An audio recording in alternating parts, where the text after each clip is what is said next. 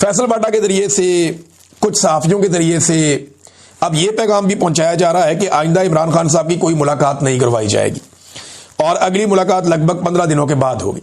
देखिए, इनको किसने बताया? क्या ये अदालत है? क्या ये जज हैं? क्या ये सुपरिटेंडेंट है? वो एक इनका बैठा हुआ था बंदा हसन, वो यूके के एक न्यूज चैनल को इंटरव्यू दे रहा था, वो अजीबोगरीब बातें कर रहा था। वो कहते जी इमरान खान क्योंकि तालिबान का दोस्त है इसलिए हम उसकी मुलाकातें नहीं करवाते, वो दहशतगर्दी करवा रहे हैं। कभी कोई स्टेटमेंट, कभी कोई स्टेटमेंट, मेरी तो समझ से बाहर है। यानी कभी ये कहते हैं इमरान खान यहूदियों का एजेंट है, कभी कहते हैं तालिबान का एजेंट है, कभी ये कहते हैं इमरान खान की मुलाकात जो है वो हम नहीं करवा रहे, कभी कहते हैं जी सुपरिटेंडेंट ऑफ जेल की मर्जी है वो नहीं करवा रहा। वजीर आजम इनका कहता है जनाब पूछ के बताऊंगा।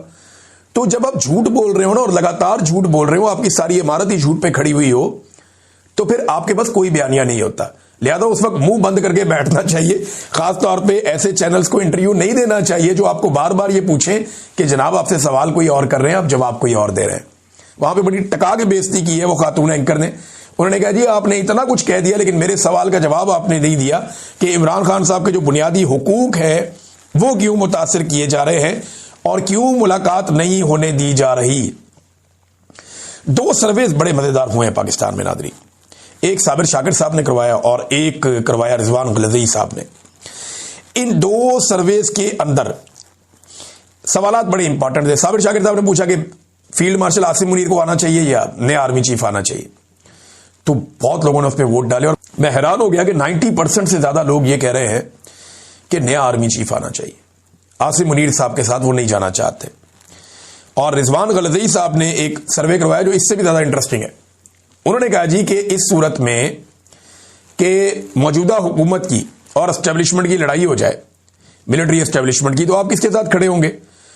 तो आपको फिर हैरत होगी कि ज्यादा लोग ये कह रहे हैं कि वो हुकूमत के साथ खड़े हो जाएंगे। एस्टेब्लिशमेंट की ऐसी सत्यानाश मंजी ठुक गई है कि अवाम ये कह रही है कि जनाब हम खड़े हो जाएंगे जाके हुकूमत के साथ, हम एस्टेब्लिशमेंट के साथ नहीं खड़े होंगे।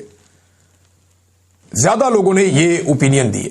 मैं हैरान हो रहा था कि एस्टेब्लिशमेंट की इतनी पतली हालत हो गई है कि लोग जाकर जिनके ऊपर चोरों और डाकुओं के टैग लगाए गए उनके साथ कहते हैं हम खड़े हो जाएंगे, लेकिन एस्टेब्लिशमेंट के साथ हम खड़े नहीं होंगे।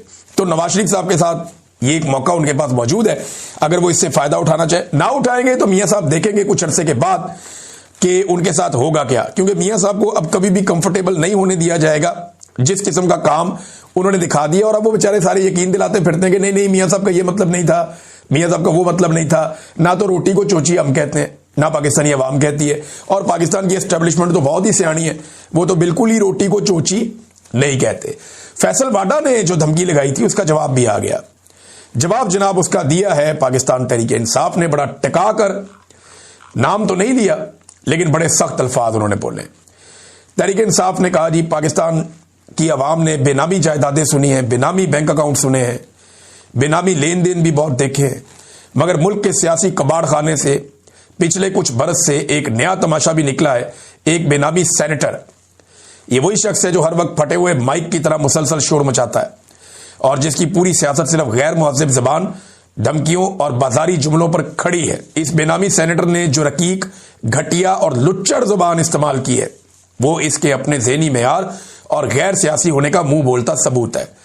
कल तक यही शख्स इमरान खान के कदमों में बैठकर उनको अपना वालिद जैसा करार देता था, बिल्कुल देता था, सियासी साया तलाश करता था और आज अपनी सियासी यतीमी छुपाने के लिए उसी इमरान खान और उनकी फैमिली पर हमला आवर है। लेकिन ये बहुत सारी चीजें और बहुत कुछ लिखा हुआ है कि इमरान खान साहब बड़े डटे हुए हैं, लेकिन ऐसे शख्स के बारे में या उसकी जानिब से ऐसी की तैसी कहना किसी सियासी जमात या खानदान के खिलाफ नहीं बल्कि बराह रास्त अदालत आलिया के हुक्म की तौहीन है। पहले भी यही बेनामी कबाड़ी सेनेटर सुप्रीम कोर्ट में हाथ जोड़कर माफी मांग चुका है। अच्छा, ये फैसल वाडा साहब को ही जवाब है, बज़ाहिर तो ऐसा लग रहा है, लेकिन फैसल वाडा साहब ने जो जबान इस्तेमाल की ना वो वाकई बहुत घटिया है। और उन लोगों के बारे में जिनकी वजह से फैसल वाडा की सियासत शुरू हुई, आज फैसल वाडा को कौन जानता है? सिर्फ यही जानते हैं ना कि इमरान खान साहब के साथ होता था, वरना तो इसकी अपनी पहचान कोई नहीं थी। फौज भी इन्हें कभी किसी ओहदे पे ना बिठाती, कभी सेनेटर ना बनाती अगर ये इमरान खान के साथ माजी में ना चले होते। इनकी सारी अहमियत इमरान खान की वजह से, जैसे रेहाम खान को लोग जानते हैं इमरान खान की साबिक अहलिया होने के नाते से, वरना बहुत सारे और लोग ऐसे हैं जिन्हें लोग नहीं जानते, बहुत सारी खवातीन ऐसी हैं जिन्हें लोग नहीं जानते। तो फैसल वाडा हो गया, ओन चौधरी हो गया, बहुत सारे और लोग हो गए, इनकी पहचान इमरान खान की वजह से, इनकी अपनी जाति कोई पहचान नहीं है। ये लोग हमेशा, ये जहां मर्जी चले जाएं, ये इमरान खान की वजह से ही हमेशा पहचाने जाएंगे। और इमरान खान के बारे में डिप्लोमेट मैगजीन है अमेरिका का, उसने एक बड़ा जबरदस्त आर्टिकल लिखा है। ये आर्टिकल बहुत इंपॉर्टेंट है कि क्या इमरान खान साहब को कत्ल किया जा सकता है। ये बहुत इंपॉर्टेंट आर्टिकल है, इन्होंने बड़ी रिसर्च के बाद ये आर्टिकल लिखा है और इसमें बड़ी जबरदस्त चीजें हैं, मैं आपके साथ शेयर करता हूं। सबसे पहले उन्होंने कहा जी कि पाकिस्तानी फौज इमरान खान को खत्म करने की मुतहम्मल क्यों नहीं हो सकती। उसकी वजह, बेपनाह मकबूल लीडर को हटाने से बहरान खत्म नहीं होगा, उससे एक ऐसी कैफियत पैदा हो जाएगी कि पाकिस्तान की रियासत उस कैफियत में जिंदा नहीं रह सकती या कायम नहीं रह सकती। इमरान खान साहब की हिरासत में मौत के बारे में अफवाहें आई और बहुत अदम एतमाद था लोगों के अंदर, और पाकिस्तान के सियासी मंजरनामे की सारी मंजरकशी हो रही है। हुकाम ने दावे किए कि जनाब ऐसा कुछ नहीं हुआ, लेकिन ये अफवाहें बहुत तेजी से फैलती हैं। आसिम मुनीर साहब ये समझते हैं कि इमरान खान को ख़त्म करना एक बड़ी तबाहकुन गलती होगी जिसे एस्टेब्लिशमेंट किसी सूरत बर्दाश्त नहीं कर सकती। आसिम मुनीर ने अपने करियर में खुद अपने से पहले वाले जो डिक्टेटर्स थे, अपने पेशरो जो थे, उनकी जारहाना पॉलिसियों के नताइज देखे हैं। जैसा कि जनरल परवेज मुशर्रफ के लापरवाह इक़दामात, यानी 2006 में नवाब अकबर बुगटी का कत्ल हुआ और 2007 में लाल मस्जिद का ऑपरेशन हुआ, बेनज़ीर भुट्टो भी कत्ल हो गई। तो उन्होंने ये कहा जनाब कि एक और लीडर के कत्ल की मुतहम्मल नहीं हो सकता ये निज़ाम। नवाज शरीफ जब 2019 में बीमार हुए तो उनको फौरन इंग्लैंड भेजा गया। वो ये सोचते हैं कि पंजाब से अगर कोई रहनुमा ऐसे मारा गया तो रद्द-ए-अमल बहुत ज़्यादा भड़क जाएगा, और ये एक बुनियादी हकीकत है। फौज की ताकत, फौज की भर्ती और कानूनी हैसियत पंजाब के सियासी जज्बात से इनका गहरा ताल्लुक है। तो फौज की भर्ती भी यहां से होती है, फौज का कैशमेंट एरिया भी यही है। जुल्फिकार जी भुट्टो की फांसी या बेनज़ीर भुट्टो का जो कत्ल हुआ था, उसमें तो एस्टेब्लिशमेंट कुछ ना कुछ करके बच गई। बहुत बड़े एहतजाज हुए लेकिन कोई बहुत बड़ी बगावत नहीं हुई।